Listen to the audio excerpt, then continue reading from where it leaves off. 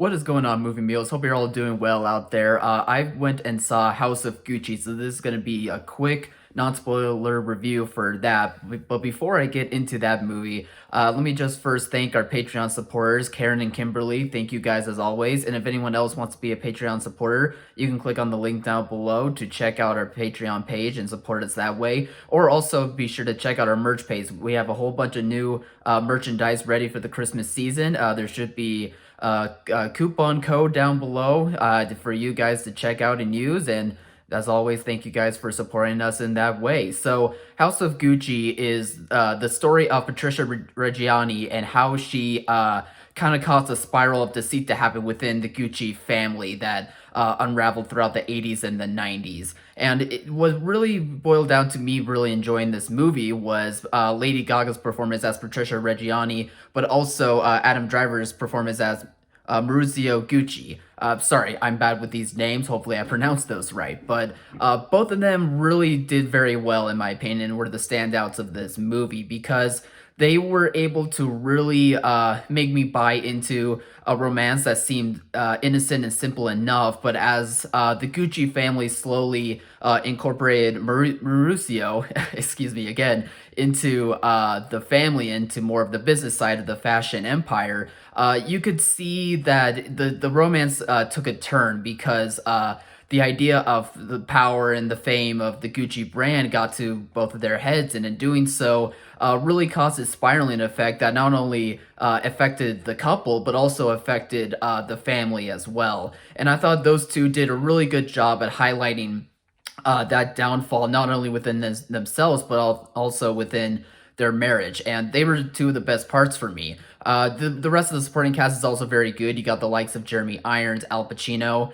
Salma Hayek, and Jared Leto, who I think a lot of people are talking about because he stands out in a way that's probably not the best. Although for me personally, he gave me enough laughs and was cheesy yet not heartwarming, but cheesy enough to where I was able to enjoy the character and probably laugh at the performance, not necessarily laugh along with the performance, but somehow, like I said, not heartwarming, but there's an endearing nature to him being the black sheep of the family that's highlighted in this movie to where it ended up becoming a forgiving aspect of the movie to me. And I don't know if it was with intent or not to have Jared Leto go as far away from the pack as he did with his performance, but I don't know. I still had enough laughs to where I ended up being okay with it. And another thing that's being talked about with this movie is the Italian accents. And I've been hearing a wide range of things from, oh, the accents aren't great at all, to the accents are spot on, and just a whole bunch of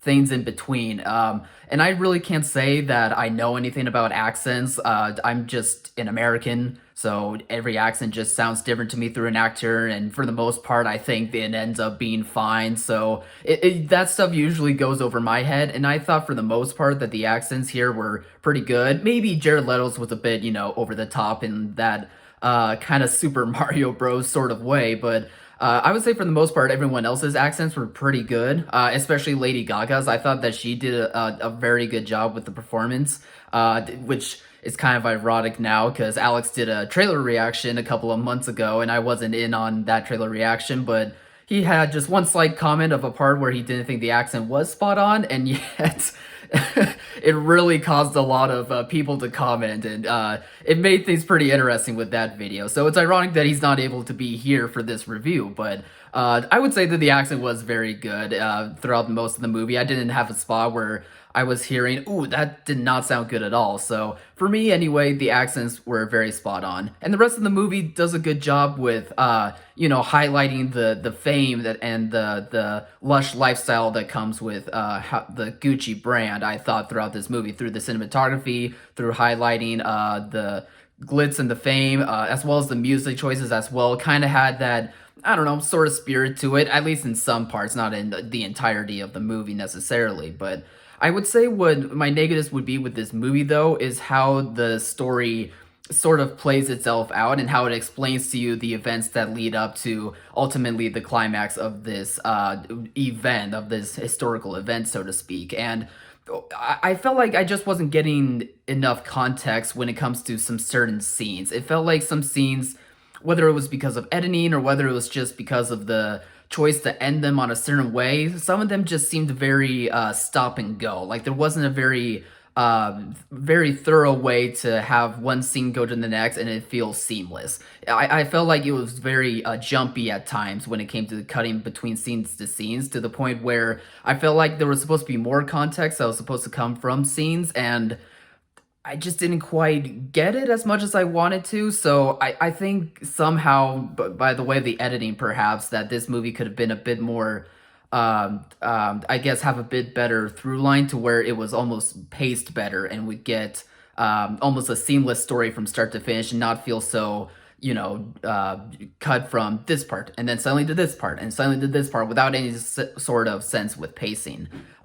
It is a bit of a long movie too. I'm sure some people will not like that as much. For me, it worked fine. I mean, I did feel the runtime, but not in a way to where I was checking my watch or anything like that, but just to where it was noticeable, but I still was, entertained enough to where I wanted to keep seeing what was going to happen. And it's just something you feel, but not something that, is making the movie experience one that's not worth it. So I would say overall, the performances are what did it for me, and I think the story itself was really fascinating. I just wish the movie maybe was worked around better to where it felt a bit more have a bit more of a natural flow to it, so that way I can get more context to the entirety of the story. But overall, I thought it was very informative. I thought it was very well directed. I'm sure that it could be up for some sort of awards. We'll see as that time gets closer, but overall, I would say I had a good time with this one. But hopefully you guys did too. If anyone wants to jump down in the comments and let us know what your guys' thoughts were with this movie,